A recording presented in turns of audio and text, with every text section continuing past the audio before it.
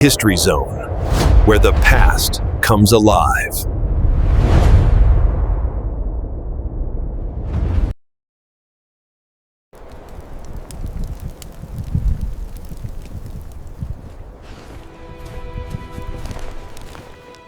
I still remember the smell of the river the first morning we arrived. The James River looked calm, almost welcoming, as if it were inviting us ashore with open arms. We believed, every one of us, that we had reached the edge of opportunity itself. England was behind us. Hunger, debt, and narrow futures were behind us. Ahead lay a new world that promised survival, wealth, and honor. At least, that's what we told ourselves. My name does not matter much anymore. History remembers governors and captains, not the ordinary men who carried the burden of their decisions.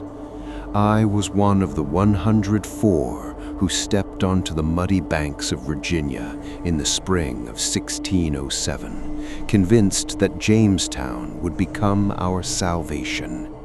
We built our fort quickly, perhaps too quickly. The land was low, marshy, and thick with mosquitoes, but we ignored the warnings. The river gave us access to the sea, we said. The trees could be cut for timber. The soil looked dark and rich enough. We told ourselves what we needed to believe. By the time winter came, 3 years later, nearly everything we believed had turned against us. The winter of 1609 arrived without mercy. Cold rain fell for days, soaking our clothes, rotting our stores, and chilling our bones. Then the snow came, thick, heavy, and relentless.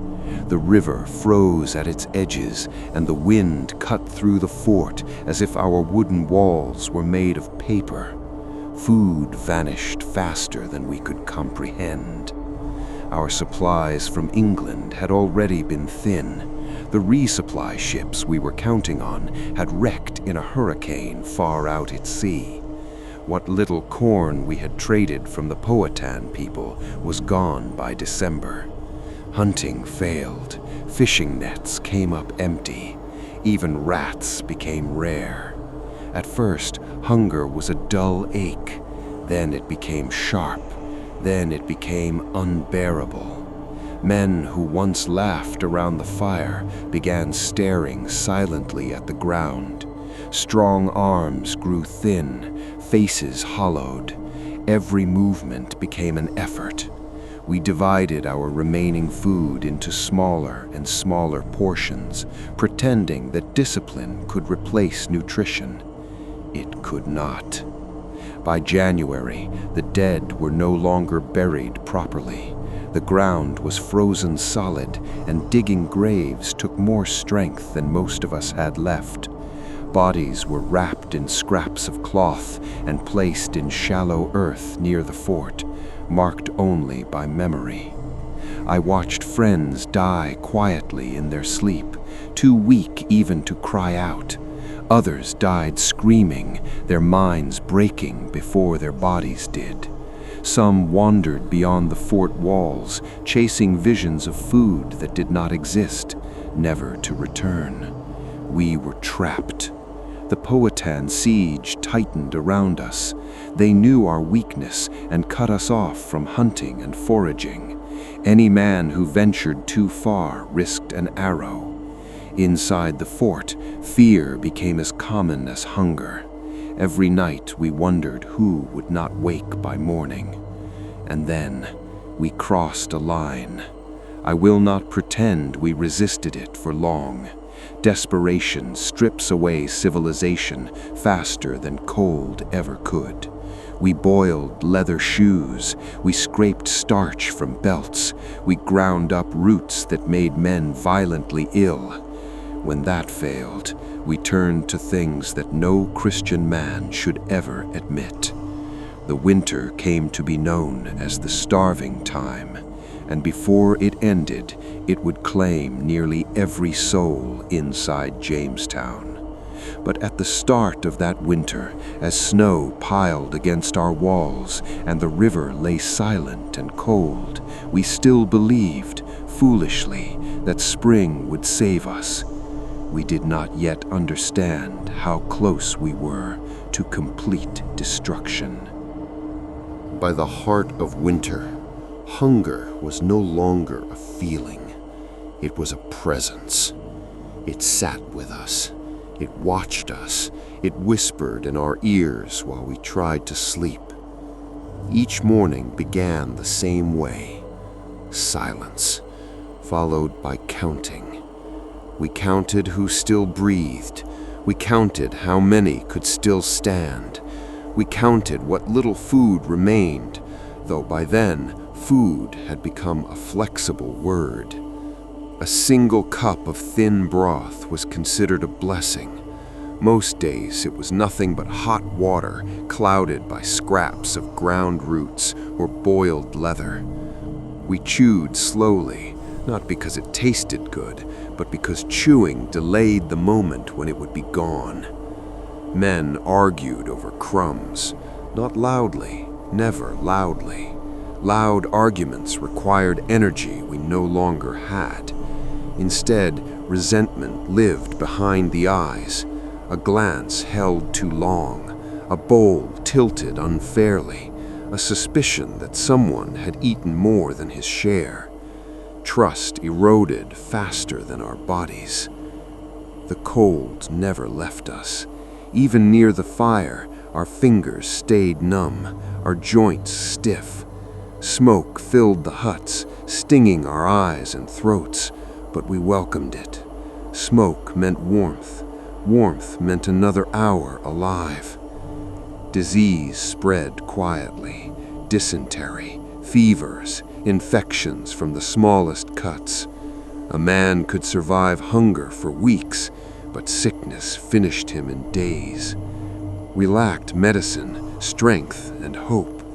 When someone fell ill, we already knew the ending. I remember one man, Thomas, I think his name was, strong once, a carpenter. He collapsed near the palisade and could not rise again. No one rushed to help him, not because we didn't care, but because caring required movement, and movement required strength. By nightfall, he was dead. The Powhatan people watched us from the trees beyond the fort. We rarely saw their faces, but we felt their presence. Arrows sometimes landed inside the walls as warnings, embedding themselves in wood like messages carved by force. Do not leave. Do not hunt. Do not survive. A few men tried anyway. They slipped out at dawn, hoping to snare animals or dig roots beyond the riverbank. Most never returned. Those who did came back empty-handed, terror etched into their faces. We stopped asking what happened to the others. We already knew. As hunger deepened, shame began to disappear. Men spoke openly of thoughts they would once have confessed only to God. One night, someone suggested boiling the bodies of the dead. No one shouted him down. No one left the hut. Silence answered him, and silence in that moment was consent. I wish I could say I resisted. I wish I could say I turned away. But hunger does not negotiate with pride. It breaks it, slowly, thoroughly.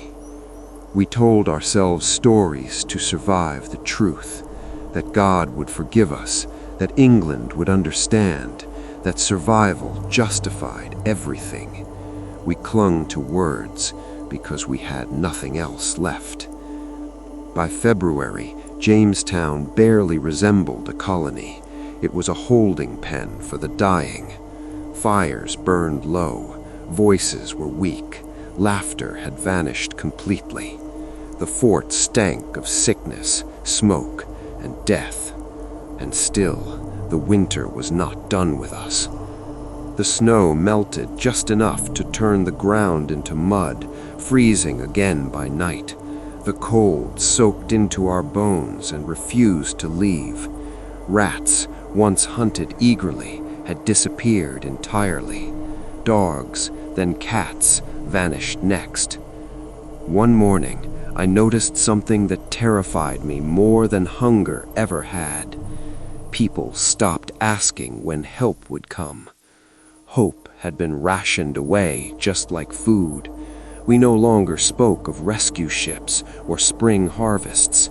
We spoke only of today, of surviving until nightfall, of waking up one more time. That is when I understood the truth. Jamestown was no longer fighting to succeed. It was fighting to exist at all, and even that battle was being lost. There are memories a man carries carefully, like fragile glass. And then there are memories he tries to bury so deeply that even his own conscience cannot reach them. This winter gave us only the second kind. By February, death no longer shocked us, it interrupted us. We paused, looked down, confirmed what we already knew, and moved on. The dead were no longer individuals. They were reminders, warnings of what waited for the rest of us. One night, a man died quietly in his sleep. No sickness, no struggle, just hunger finally finishing its work. When morning came, his body lay stiff on the straw, eyes half open, mouth slack. No one prayed. Instead, someone closed the hut door. I will not name who spoke first. It doesn't matter. What matters is that when the words were said aloud, what we all had been thinking, no one objected. No one left. No one raised God's law, or England's law, or the laws that once made us human. We told ourselves this was survival. We told ourselves this was temporary. We told ourselves this was necessary. The body was prepared in silence, no ceremony, no dignity. The fire burned hotter than it had in weeks, fed by the last usable wood. Smoke filled the hut, thick and choking, but none of us complained. Hunger had taken that luxury away. I did not eat at first. I told myself I couldn't, that I wouldn't, that this was where I stopped. By morning, I had eaten. History will call it cannibalism. The word sounds clinical, distant. It does not capture the reality of what it feels like to betray everything you were taught just to keep breathing. After that night, something changed inside Jamestown. Not everyone participated, but everyone knew, and knowledge is a weight heavier than guilt. Eyes avoided one another. Conversations stopped mid-sentence. No one asked where the bodies went. We pretended order still existed. The fort still stood. Watches were still posted, though fewer men could stand guard each day. But beneath that fragile surface, the colony had broken. Even worse, desperation bred fear. We began to suspect each other. If someone died suddenly, questions followed. Had he truly starved? Had he been helped along? These thoughts poisoned what little unity remained. One man was accused openly. A shout echoed through the fort, sharp and panicked. Others joined in, voices cracking. The accused wept, swearing innocence, but no one listened. We were no longer reasonable men. We were starving ones. Violence nearly erupted, but lacked the strength to finish itself. That was Jamestown in its final weeks of winter, a place where even rage had grown weak. The Powhatan siege continued without mercy. They must have known what was happening inside our walls. Perhaps they smelled it on the wind. Perhaps they heard our voices at night, thin and broken. They did not attack. They did not retreat. They waited. Of the hundreds who had come to Jamestown over the years, only a fraction remained alive. Some days I lost count of how many we buried or failed to bury at all. The fort echoed with coughing, prayers, and sometimes laughter that came too suddenly and ended too fast, madness creeping in. Then one morning, the river changed. The ice began to break. At first, we thought it meant nothing, another false promise, but the sound, cracking, groaning, shifting, pulled us from our huts. We stood at the riverbank, weak and shaking, watching water move again for the first time in months. Movement meant ships could come. Hope returned cautiously, like a wounded animal, unsure whether the trap was gone. No one celebrated. We had learned better than that, but eyes lingered on the horizon longer than before. We were fewer than 60 now. When spring finally reached Jamestown, it did not arrive as a blessing. It arrived as a witness to what we had done and what nearly erased us from history. And still, the worst judgment was yet to come. The first ship appeared on the river like a ghost. At dawn, someone shouted from the riverbank, a sound so sudden that it startled birds from the trees. I forced myself upright, legs shaking beneath me, and followed the others toward the water. There, drifting slowly against the current, was a small English vessel. For a moment, no one spoke. We had imagined this moment so many times during the winter, cheering, crying, falling to our knees in thanks. But what stood on the shore that morning were not colonists waiting to be rescued. We were living evidence of a disaster. The men on the ship stared back at us in silence. They had expected a colony. What they saw were skeletons wrapped in rags. When they came ashore, their faces changed. Some covered their mouths, others turned away. They counted us quickly, too quickly, and I saw the numbers settle heavily in their minds. Fewer than 60. The newcomers brought food, but not nearly enough. Their supplies were meant to support a thriving settlement, not revive a dying one. Still, bread never tasted so unreal. Men wept openly as they ate, not caring who saw. One sailor asked what had happened. No one answered him. The truth was written on our faces, in our hollow eyes and shaking hands. He did not press further. Soon after, more ships arrived, those who had survived the wreck of the Sea Venture in Bermuda. Among them was Sir Thomas Gates, newly appointed governor of the colony. He walked through Jamestown slowly, taking in the ruined huts, the shallow graves, the silence. He did not need explanations. Records were examined, accounts were whispered, bones were noticed where they should not have been. Gates understood what winter had done to us and what we had done to survive it. His decision came swiftly. Jamestown, he declared, was no longer viable. We were to abandon the colony. When the order was given, no one protested. There was nothing left to defend. No harvests, no strength, no faith that the land wanted us there at all. We packed what little we had and boarded the ships, drifting down the James River like survivors fleeing a sinking world. As Jamestown faded behind us, I felt something I hadn't felt all winter. Relief. We had failed, yes, but we were alive. That had become enough.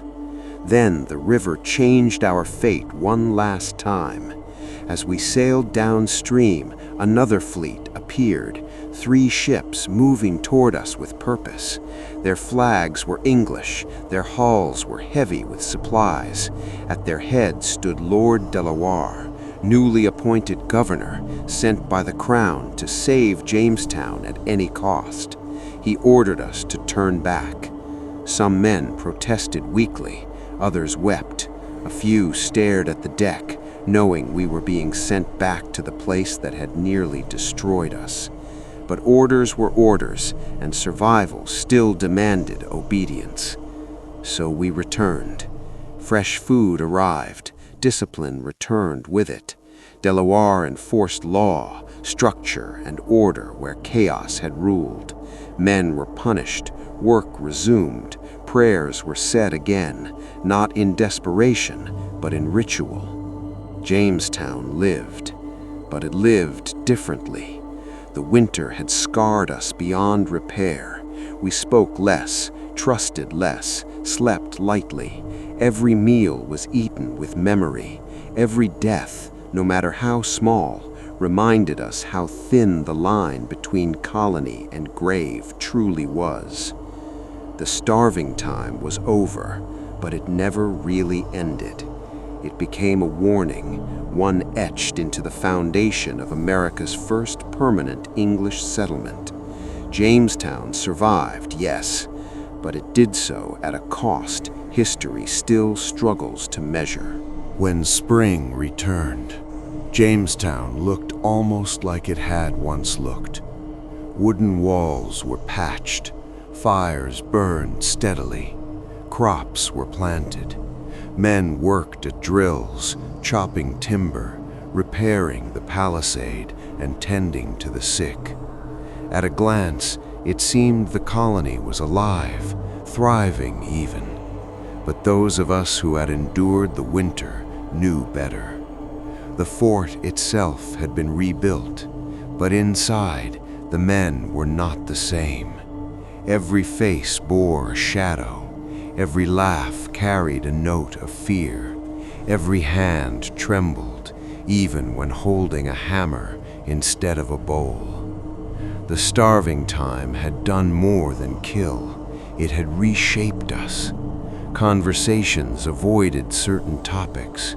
The cold months of starvation were like a taboo language, unspeakable, yet remembered by every survivor. We looked at each other with caution, knowing how thin the barrier between survival and atrocity really was. The new governor, Lord Delaware, enforced strict discipline. Those who had survived the winter but grown weak were sent to work, and they worked under the sternest eyes.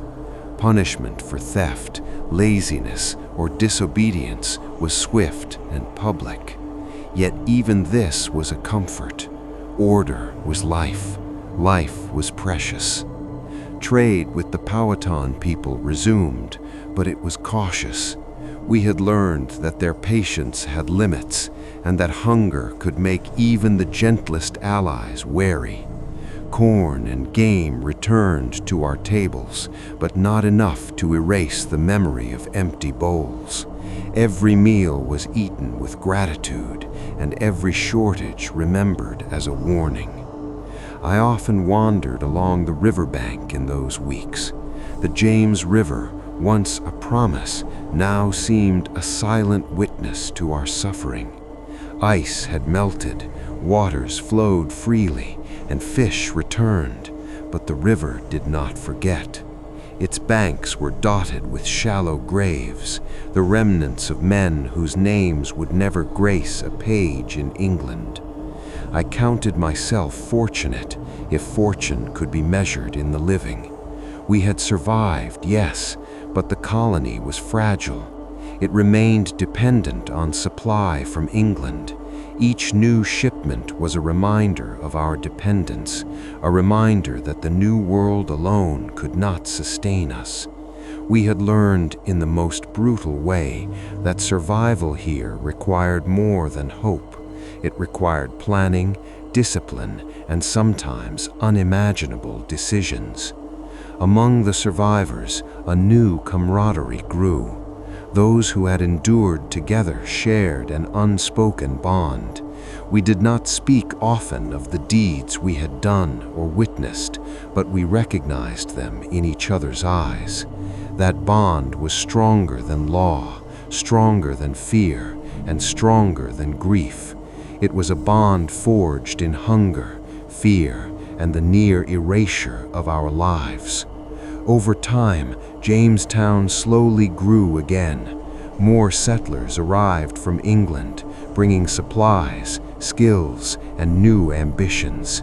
We rebuilt homes, planted fields, and expanded the fortifications. Life returned, though it was never as naive as it had been in 1607. And yet, beneath the surface, a lesson lingered. Jamestown could survive, but only through adaptability and resilience.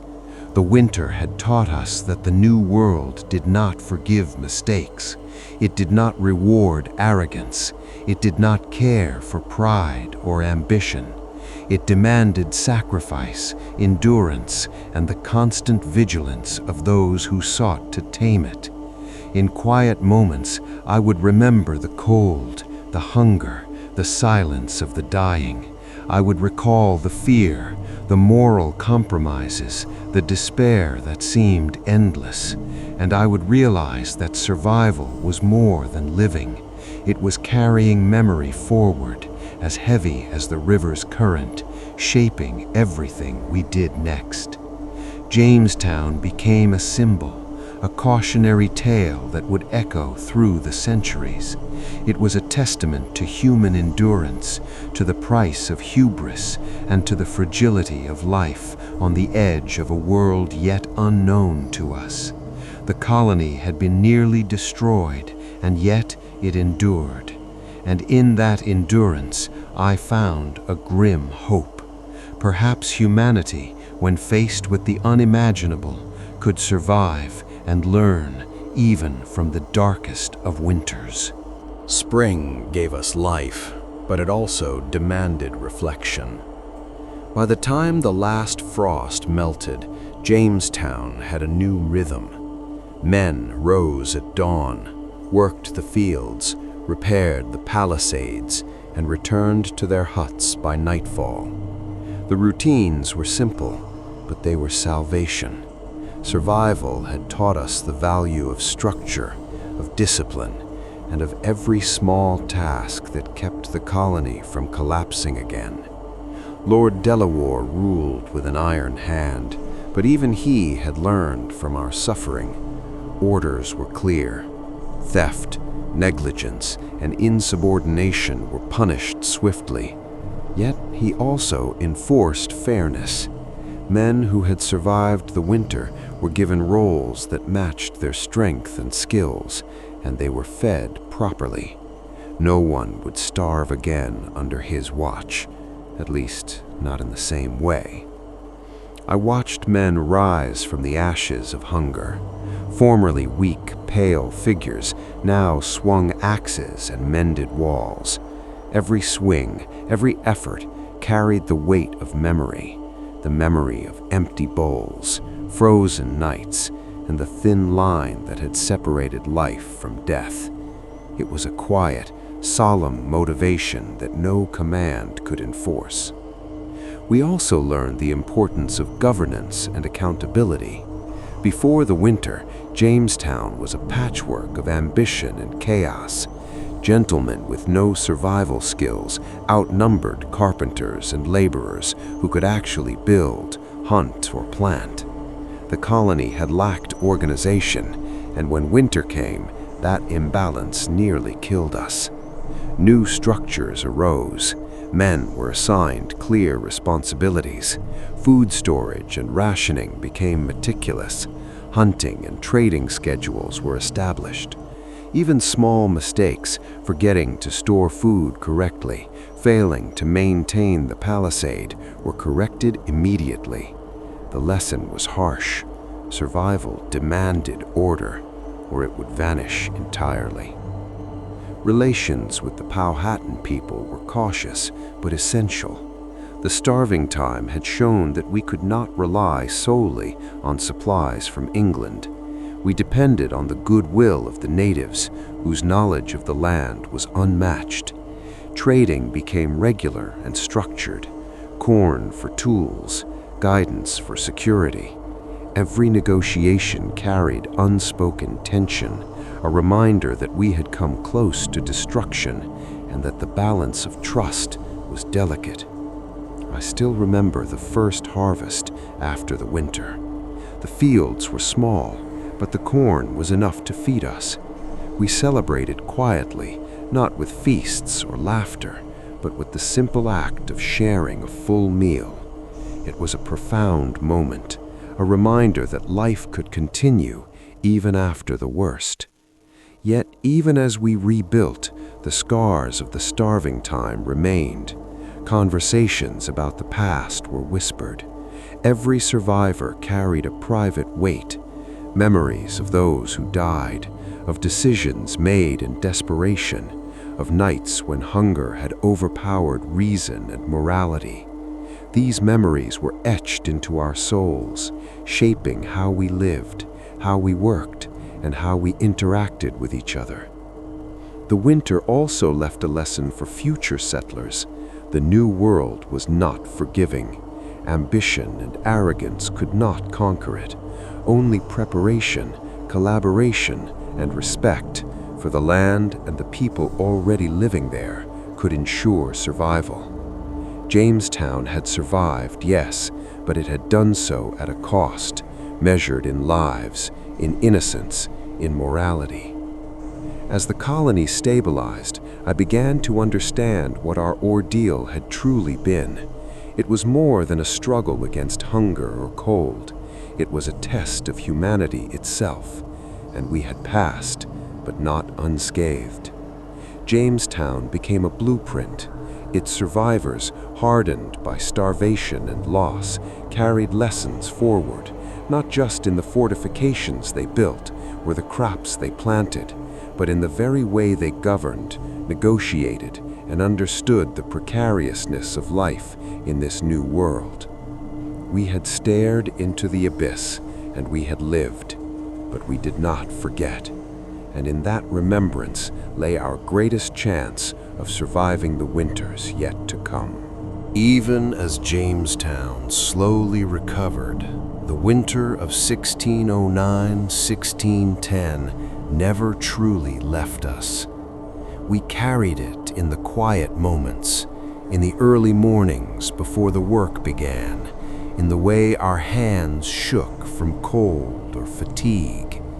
We carried it in our dreams, visions of empty huts, frozen corpses, and the hollow eyes of men who had once been our friends. The starving time had left a scar far deeper than frostbite or hunger could mark.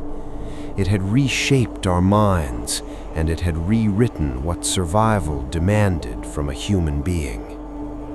Among the survivors, silence became a language. We spoke less of the past, not out of shame alone, but because words could not capture the horror we had endured. Anyone who attempted to describe the winter, the hunger, the disease, the decisions no one should ever make, found their voice caught in their throat. Others nodded, understanding immediately, as if the memory alone was sufficient communication. Yet the story demanded to be told. Not everyone could keep such a history locked away. A few of us, myself included, began to recount events to newcomers, the men and women arriving from England, eager to claim land and opportunity. We did not embellish, we did not dramatize, we told them what we knew. The new world was unforgiving, the winters harsh, and the consequences of neglect catastrophic. They listened, wide-eyed and pale, some thinking we were exaggerating, some believing every word. And perhaps they were right to listen with skepticism, After all, survival had always been measured in disbelief. A man who sees another dig his own shallow grave must learn what to expect without being told. The winter had changed how we approached every aspect of life. Decisions were no longer taken lightly. Food was rationed carefully. Skills were valued over title. Labor and planning became the backbone of survival, and the lessons of the starving time were repeated to every new arrival, generation after generation. But for those of us who had lived it, the memories were heavier than words could bear. Some nights I would hear the wind through the palisade and imagine it carrying whispers from those who had died. I would remember their faces, the hollow cheeks, the frightened eyes, the despair so complete it could steal reason itself. And I would know that no matter how much the colony rebuilt, no fire could warm away the memory. Occasionally, we would stumble upon reminders in the soil, a partially buried shoe, a fragment of a tool, a mark on the ground where a grave had collapsed. Each object was a ghost, proof that the winter had happened, proof that we had survived by the thinnest of threads, and proof that we had paid a terrible price. The starving time also shaped our interactions with the Powhatan people. Trust became both fragile and vital. We had learned firsthand that survival did not rest solely on European skills or supply ships. It rested on understanding the land and its people. Negotiations were cautious, trade was meticulous, and alliances were maintained with careful respect. The winter had taught us humility, even in the small victories of spring and summer. And yet, despite the horror and the suffering, there was a strange resilience that emerged. Men and women who endured the starving time became leaders in their own right, not because of titles or wealth, but because they had stared death in the face and continued. They understood sacrifice, foresight, and endurance in a way that no textbook could teach. As I watched the fort stabilize, crops grow, and new settlers arrive, I understood the bitter truth. Jamestown had been nearly destroyed, but it had endured because its survivors carried the memory of winter like a living shield. The colony would thrive in the years to come, not in spite of the starving time, but because it had forced every man who lived through it to understand the fragility of life, the value of community, and the cost of failure. Even now, centuries later, I imagine the echoes of that winter still whisper along the banks of the James River.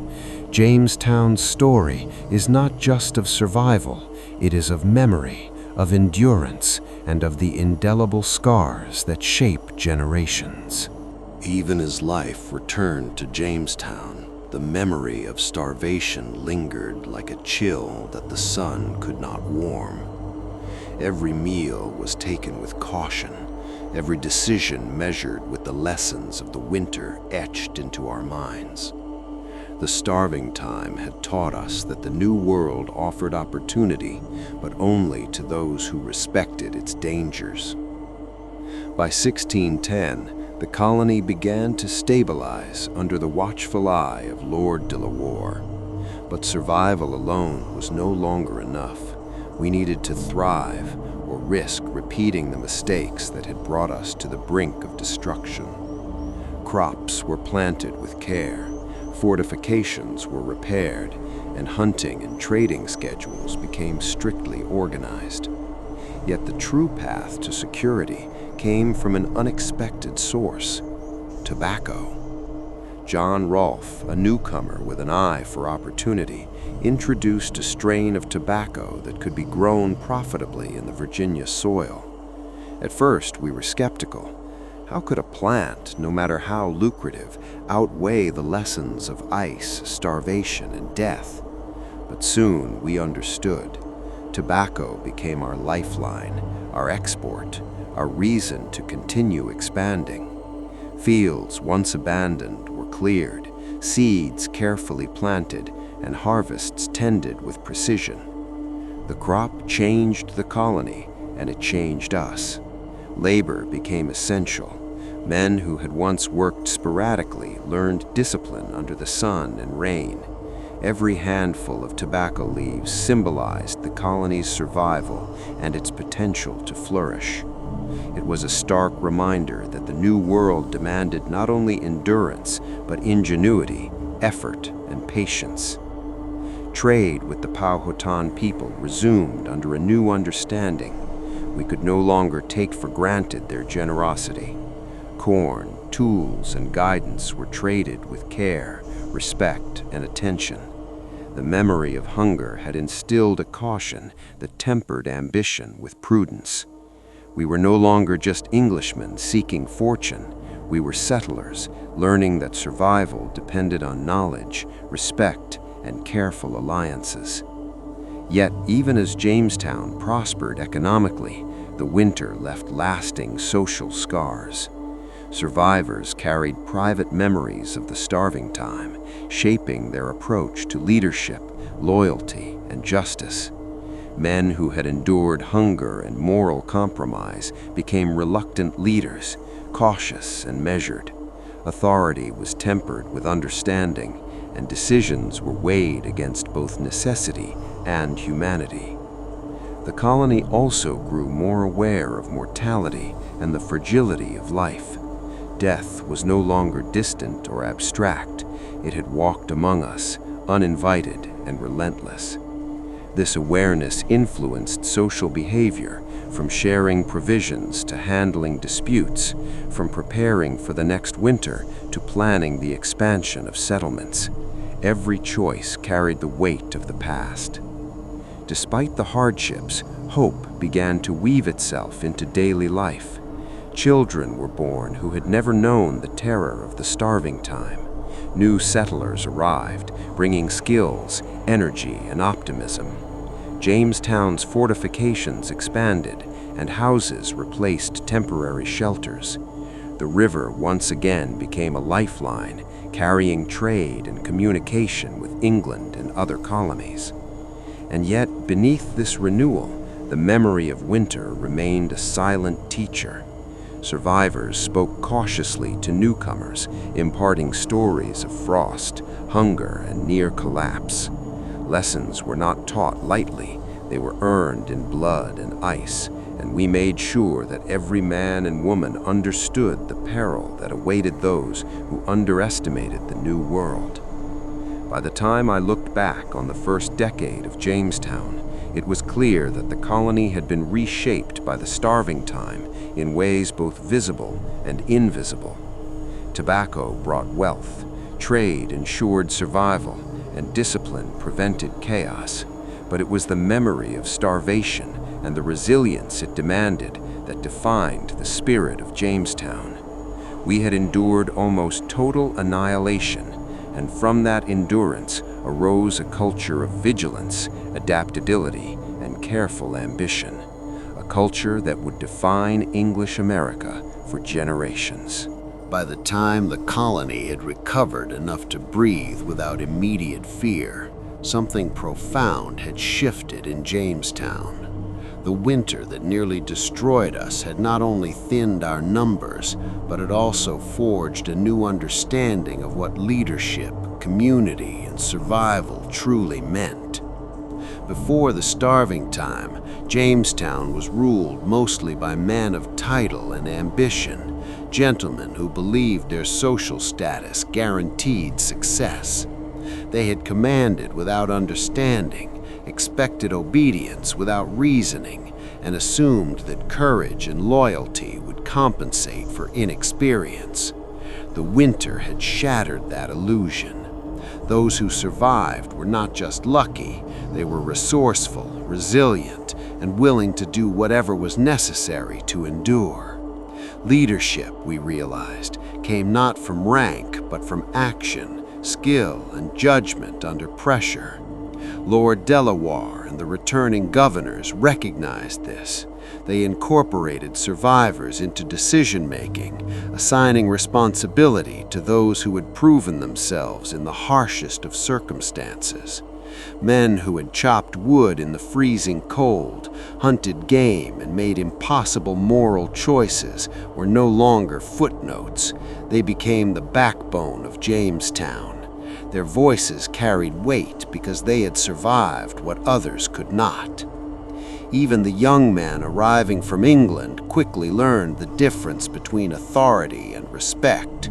Orders were obeyed, yes, but skill and wisdom were equally valued. Discipline was enforced, but fairness was the measure of true command. Those who attempted to lead without understanding quickly lost the trust of men who had stared death in the face. In the wake of starvation, authority became earned rather than granted, a lesson that would shape the colony's governance for years to come. Yet survival had exacted a psychological toll that no amount of organization could erase. The starving time left ghosts in the minds of survivors. We saw them in quiet moments, a shadow moving in the corner of a hut, a sudden shiver at the sound of the river cracking in winter, a pause before taking the first bite of food after months of scarcity. Trauma had become woven into the fabric of Jamestown, influencing how we worked, how we spoke, and how we trusted each other. Even leaders bore the weight of these memories. Decisions had to balance survival, morality, and the fragile cohesion of the fort. One misstep could cause panic or rebellion.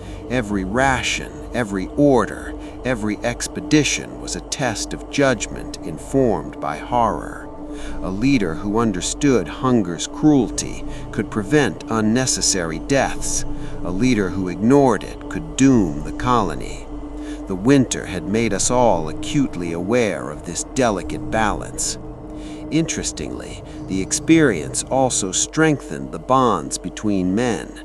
Shared hardship had created a form of loyalty that could not be taught. We knew who would stand with us, who would break, and who might falter under pressure. That knowledge became a quiet, powerful force in maintaining order and resilience. Fear had forced trust into clarity. It separated the capable from the incapable and left the colony with a hard-earned understanding of human nature.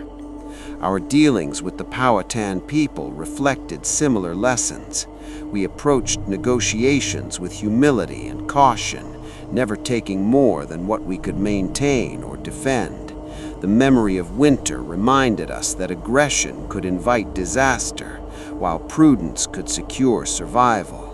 Diplomacy became not just a convenience, but a lifeline. By the end of the decade, Jamestown had grown, not just in size, but in character. Governance was more structured, leadership more grounded, and survival strategies more refined.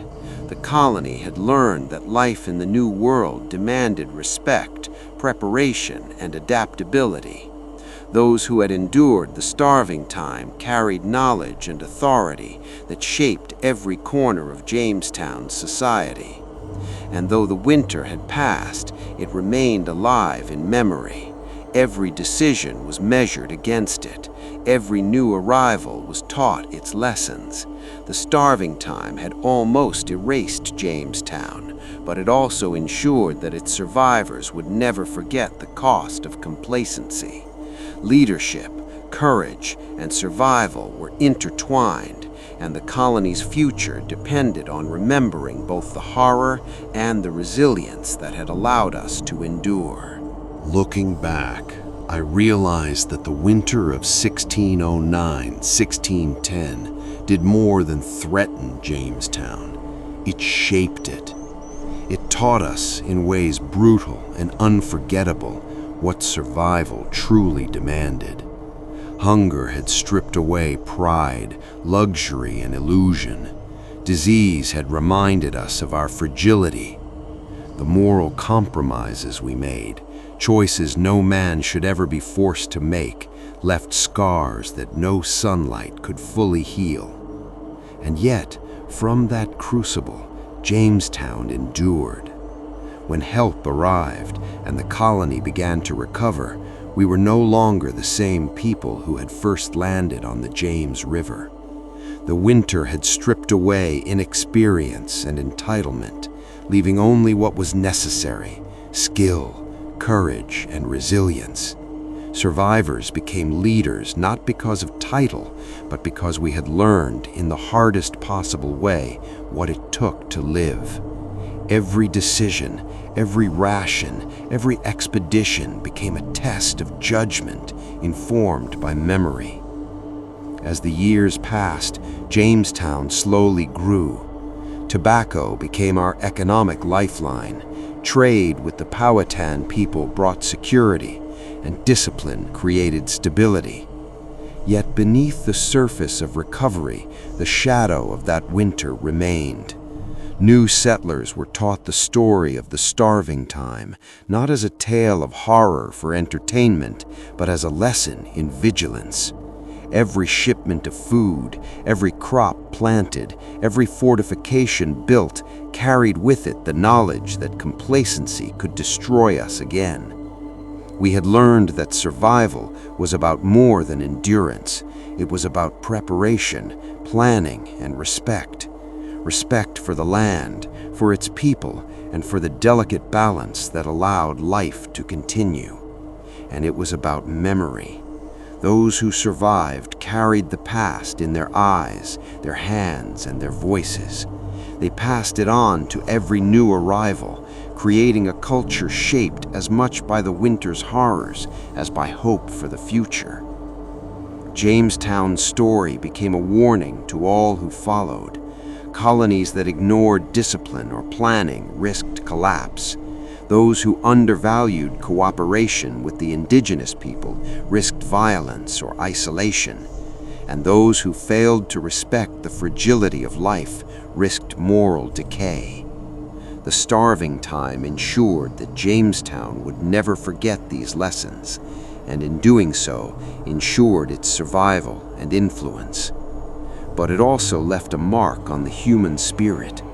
The men who lived through the winter understood fear, desperation, and the limits of endurance.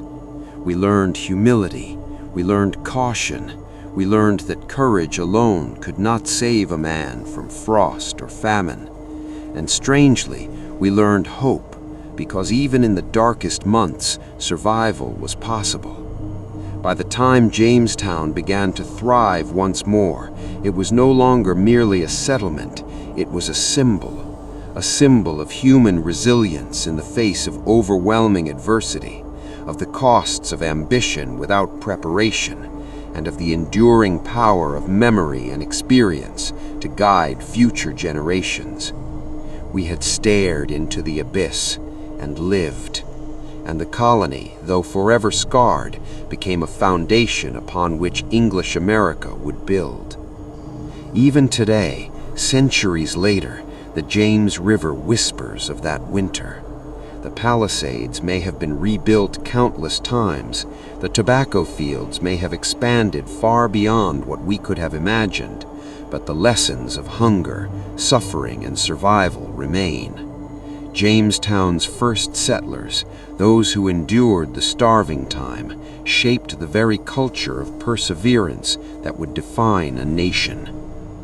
In the end, I carry one thought above all. Survival is not merely living, it is remembering. It is learning from the past, honoring those lost, and using every lesson to forge a future that is stronger, wiser, and prepared. Jamestown survived because we remembered, because we endured, and because even in the darkest winter, the will to live, to learn, and to rebuild refused to die. And that, I believe, is the true legacy of America's first colony.